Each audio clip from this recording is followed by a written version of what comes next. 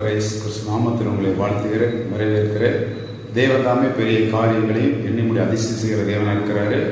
மறுபடி ஆன்லைன் சந்திக்கிற மிக மகிழ்ச்சி அடைகிறேன்.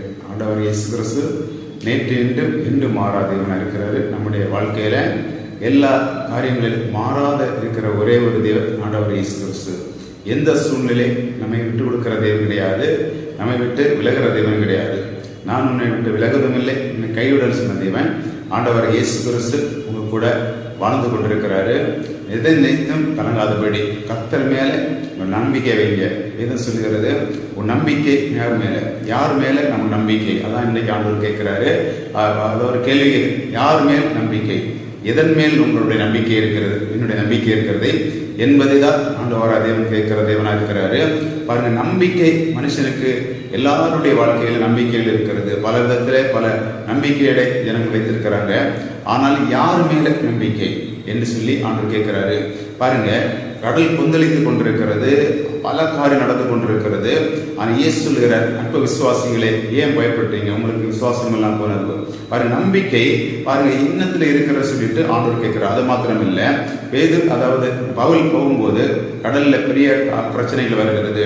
ஆனால் சொல்றாரு, மரணம் நடக்கும் என்று நம்பணும், விசுவாசித்த. ஆனாலும் மரணத்திலிருந்து உயிர்ப்பிக்கிற தேவாதி தேவன் அந்த மரணத்தை வராதபடி அவர் மரித்தவரை உயிர்ப்பிக்கிற தேவன் மேல் நான் ஒரு நம்பிக்கை வைத்தேன் சொல்லப்பட்டிருக்கிறது. பாருங்க, நம்பிக்கை தங்கள் மேல கிடையாது, படகு மேல கிடையாது, அந்த மாலுமியின் மேல் கிடையாது, மரித்தோரை உயிர்ப்பிக்கிற தேவன் மேல் ஒரு நம்பிக்கை வைத்தார் சொல்லப்பட்டிருக்கிறது. பாருங்க, நம்முடைய வாழ்க்கையில நம்பிக்கை நம்முடைய காண்கிறதுக்கு மேல இல்ல, காணாத தேவன் மேல் நம்பிக்கை வைக்க வேண்டும் சொல்லப்பட்டிருக்கிறது. காணுகிற தேவன் மேல, காணுகிற மனுஷன் மேல இல்ல, காணாத தேவன் மேல நம்பிக்கை வைக்க வேண்டுமா? அந்த சிம்சோனுடைய வாழ்க்கையை பார்க்கும்போது, சிம்சோனுக்கு நம்பிக்கை எங்கே இருந்து சொல்லி பார்க்கும்போது, அவருடைய முடியின் மேல் தான் நம்பிக்கை இருந்து, தன்னுடைய முடியை சிரைத்து போட்டா தன்னுடைய பலன் எல்லாம் போகும், நம்பிக்கை எல்லாம் போகிறது.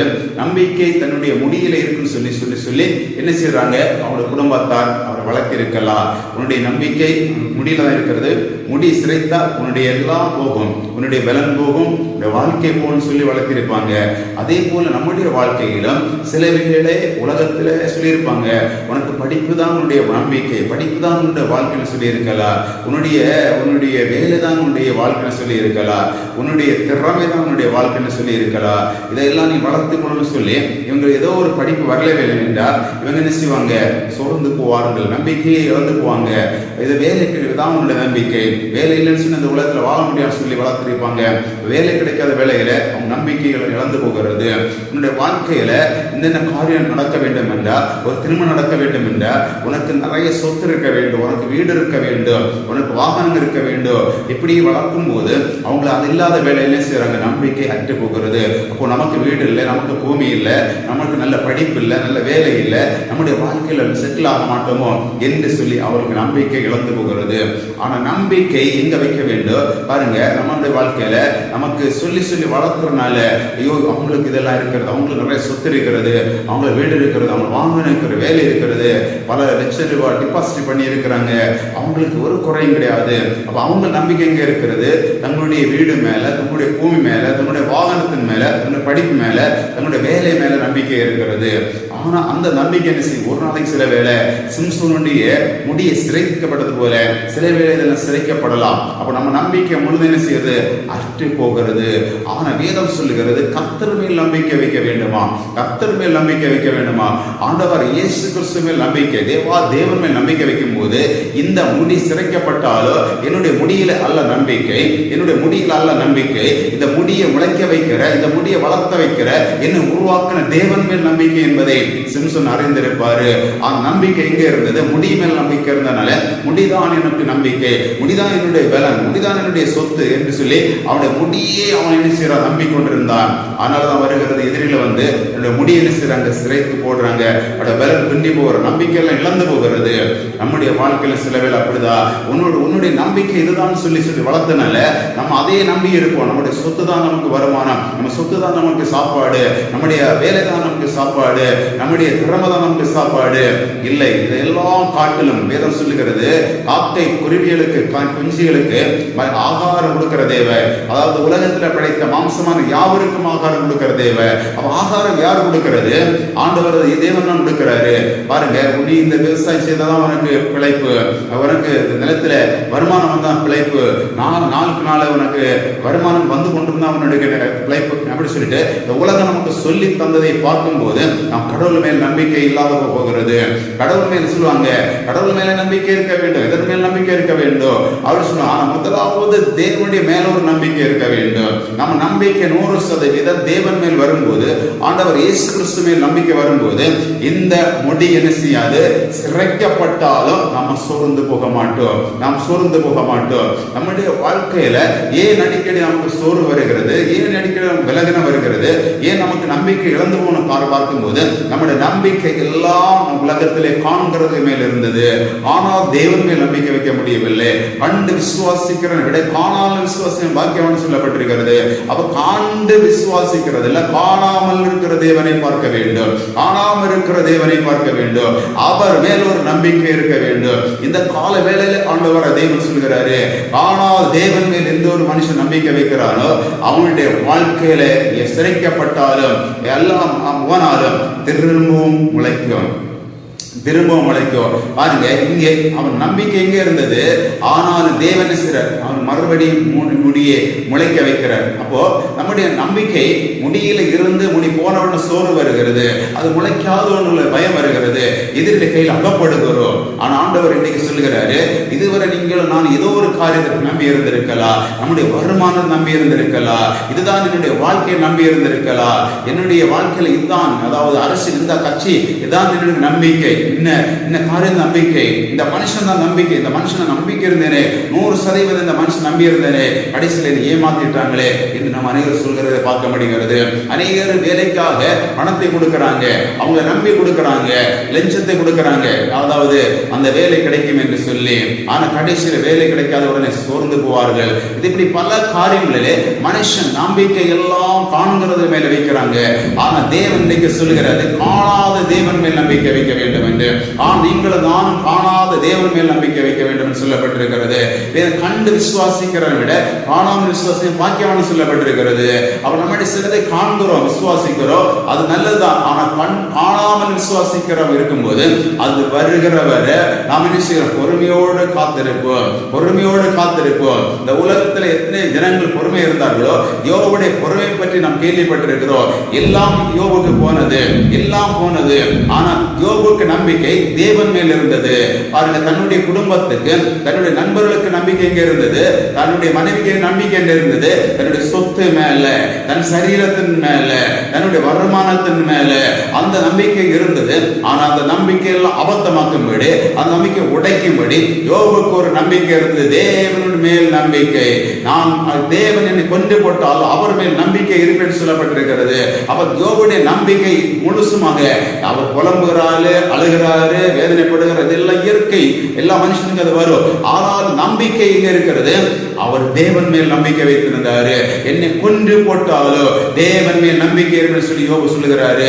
அந்த நம்பிக்கை அவர் இழந்து போன சொத்து திரும்ப வருகிறது, இழந்து போன பிள்ளைகள் மறுபடியும் கிடைக்கிறாங்க, மறுபடியும் வேற பிள்ளைகள் வருகிறது, எல்லா மிருகச்சினும் திரும்ப வருகிறது, எல்லா வேலைக்காரர்களும் திரும்ப வர்றாங்க. எப்படி வருகிறது, இரட்டத்தினாக திரும்ப வருகிறது, இரட்டத்தினாக திரும்ப வருகிறது. நம்முடைய வாழ்க்கையில நம்பிக்கை தேவன் மேல் இருக்கும் போது, ஆண்டவர் இயேசு கிறிஸ்து மேல் இருக்கும் போது, வானத்தை படைத்த தேவன், சர்வத்தை படைத்த அதிகாரமுள்ள தேவன் மேல் நம்பிக்கை இருக்கும் போது, நம்மகிட்ட போற எல்லா ஆசீர்வாதங்களும், நம்மகிட்ட இழந்து போற எல்லா சொத்துகளும், நம்மகிட்ட இழந்து போன எல்லா மனிதர்களும், நம்மகிட்ட இழந்து போற எல்லா காரியங்களும் இரட்டத்தினாக திரும்பி வரும், இரட்டத்தினாக திரும்பி வரும். யோபுக்கு திரும்பி வர காரணமே அவர் நம்பிக்கை தேவன் மேல் இருந்தது, தேவன் மேல் இருந்தது. தன்னுடைய மனைவி சொல்றாங்க, தேவனை தூசித்து ஜீவனை விடுன்னு சொல்லும் போது வைத்தியக்காரி பேசிக் கொண்டிருக்காது என்று சொல்லி அவர் திடப்பட்டு கொண்டிருக்கிறார்.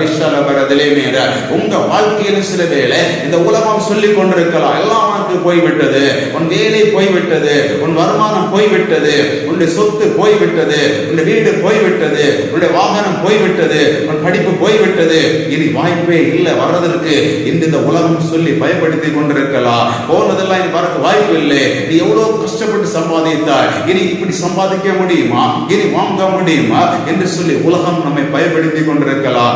ஆனால் வேதம் சொல்லுகிறது, யோபு கர்த்தர் மேல் நம்பிக்கை, வேதம் சொல்லப்பட்டிருக்கிறது. பவுல் சொல்லுகிறார், கர்த்தர் மேல் நம்பிக்கை, மரித்தோருடைய எழுப்புற தேவன் மேல் நம்பிக்கை, வேதம் சொல்லப்பட்டிருக்கிறது.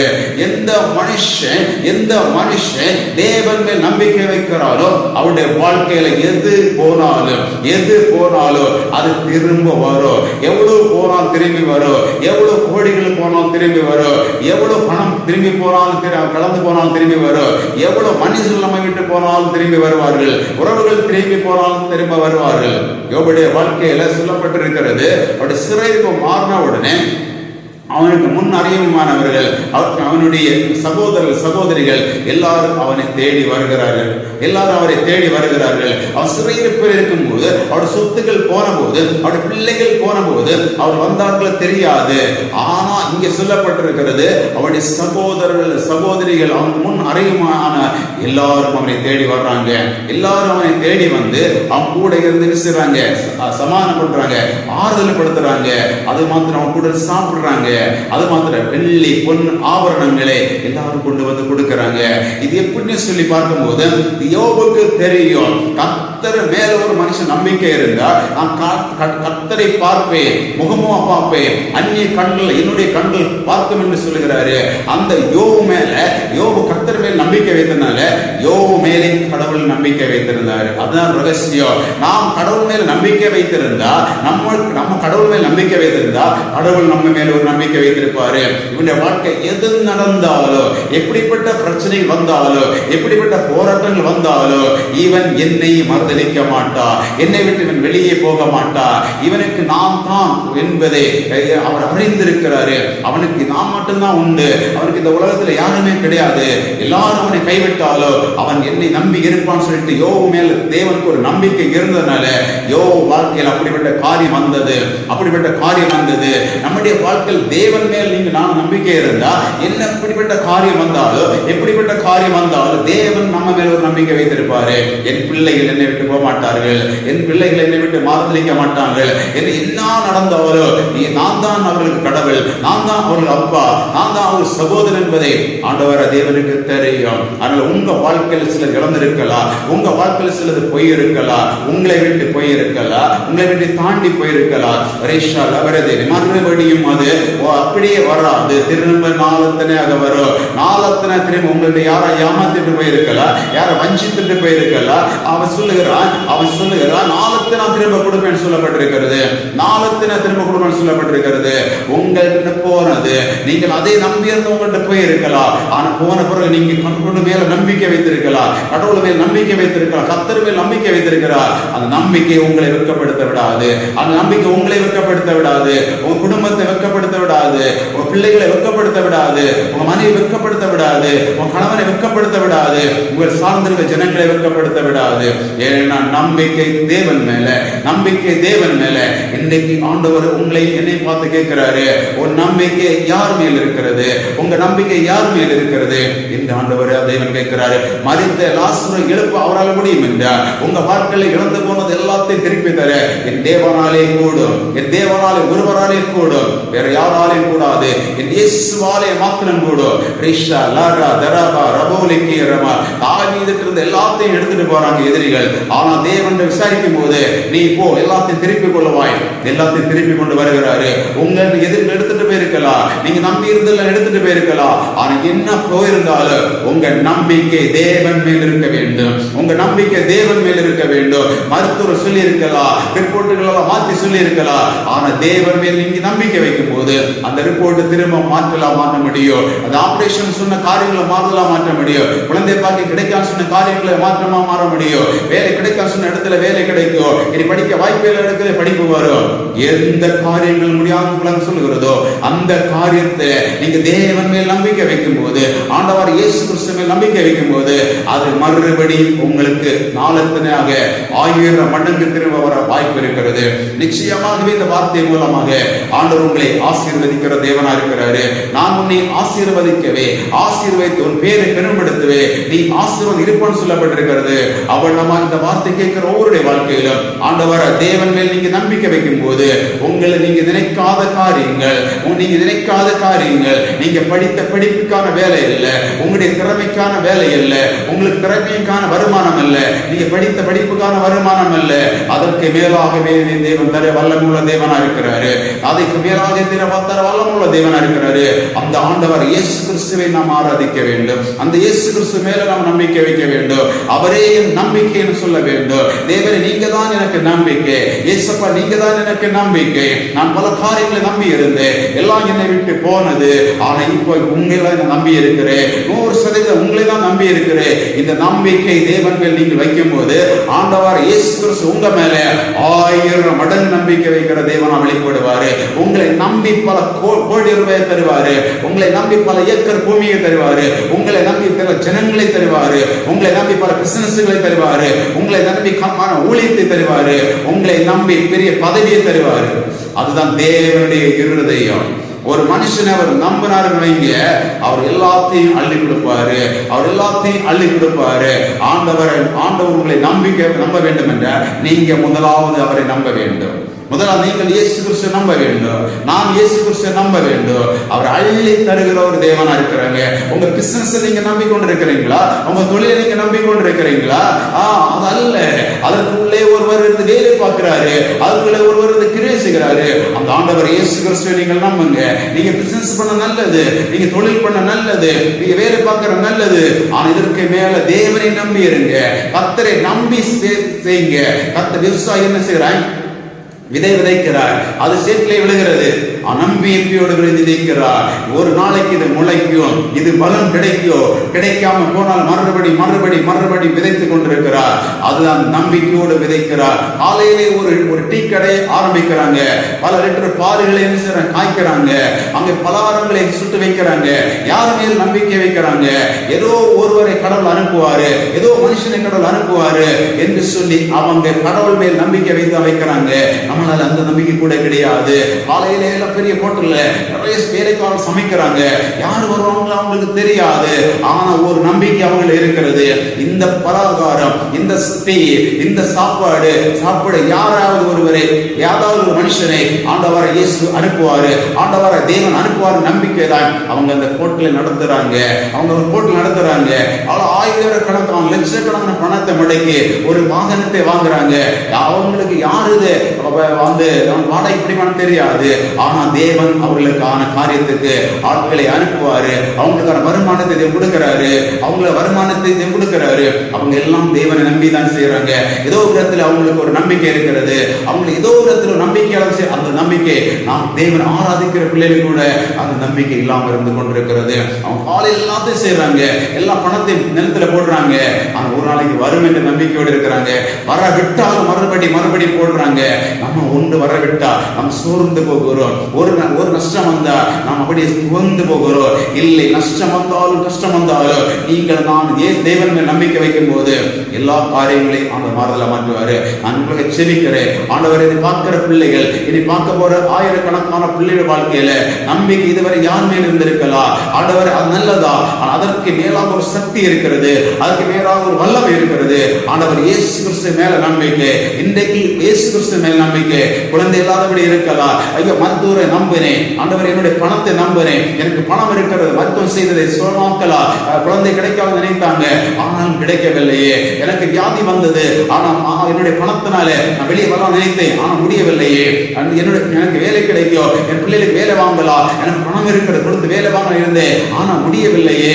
அந்த நம்பிக்கை எல்லாம் அற்று போயிருக்கலாம். நான் உங்களுக்கு சொல்லுகிறேன், மரித்தோரை உயிர்ப்பிக்க தேவன் மேல் அவங்களை நம்பிக்கை வைத்தனால மரணம் சம்பவிக்காதபடி கரையிலே கொண்டு வந்து சேர்த்த தேவன், கரையிலே கொண்டு வந்து சேர்த்த தேவன். இந்த கால வேளையிலே ஆண்டவருடைய வார்த்தை உங்களை நோக்கி வருகிறது.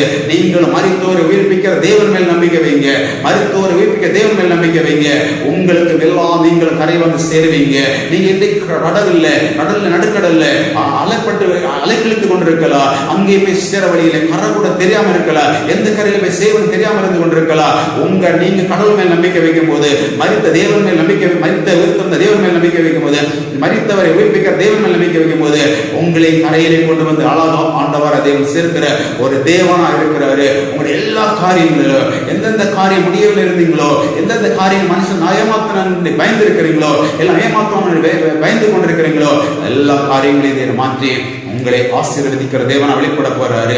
உங்க குடும்பத்துல குழந்தை வாய்க்க தருகிற தேவனா இருக்கிறாரு, வேலை வாய்க்க தருகிற தேவனா இருக்கிறாரு, உங்களை வல்லமே பயன்படுத்துகிற ஒரு தேவனா இருக்கிறாரு. தேவரே நமக்கு நன்றி செலுத்துகிறோம். ஆண்டவரே பிரசன்ஸ் ஒரு மேல இறங்க நன்றி செலுத்துகிறேன். ஒரு ஆசீர்வதிக்கிறேன். தேவனுடைய கரம் கூட இருக்கட்டும். தேவன் உங்களை ஆசீர்வதித்திருக்கிறாரு. இந்த தீர்க்கதரிசன வார்த்தை மூலமாக ஆண்டவர் உங்களை ஆசீர்வதித்திருக்கிறாரு. இன்னும் உங்களை மகிழ வைக்க போறார்.